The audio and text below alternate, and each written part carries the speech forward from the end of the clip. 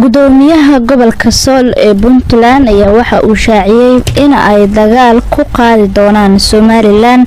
dhanka kale ciidamada ammaanka ee Puntland ayaa dad u qabtay dhalinyaro lagu dilay magaalada Boosaaso ee gobolka Bari. Cumar Maxamed Soomane ayaa warkan ka waramaya.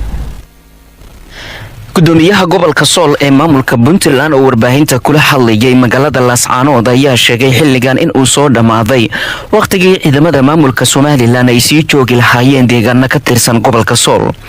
gudoomiyaha oo wariyaasha uga waramayay qorshayaal uu sheegay inay wadaan sidii ay xilligan deegaanada gobolka Sool ay uga saari lahaayeen ciidamada Somaliland wuxuu sheegay in heegan buuxa la geliyay ciidamada amniga maamulka Puntland kuwaas oo doonaya inay qaadaan talaabadii ugu dambeysay oo ku tilmaamay in deegaanada gobolka Sool ay ka saarayaan ciidamada maamulka Somaliland.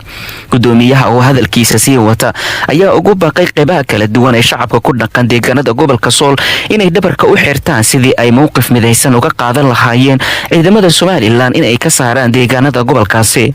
hadalka gudoomiyaha ayaa ku soo beegmaya iyadoo ciidamada maamulka Somaliland ay dhaqdhaqaaq ka wadeen maalmihii la soo dhaafay deegaano ka tirsan gobolka Sool gaar ahaan degmada Tukaraq halkaas oo ay isku hayaan Puntland iyo Somaliland.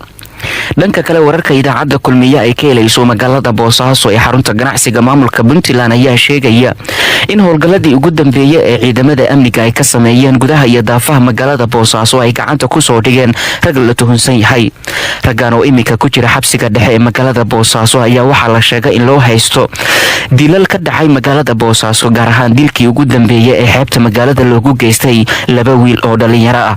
saraakiisha ciidamada wax faahfaahin kama aysan bixin ragga la soo qabtay in ay ku cad yihiin dambiga loo haysto. hayeeshee talaabadan ayaa ku soo beegmaysa iyadoo howlgalada ay sii xoogeysteen kadib markii dilal qorshaysan ay maalmihii ugu dambeeyay ka dhacayeen magaalada Boosaaso ee gobolka Bari.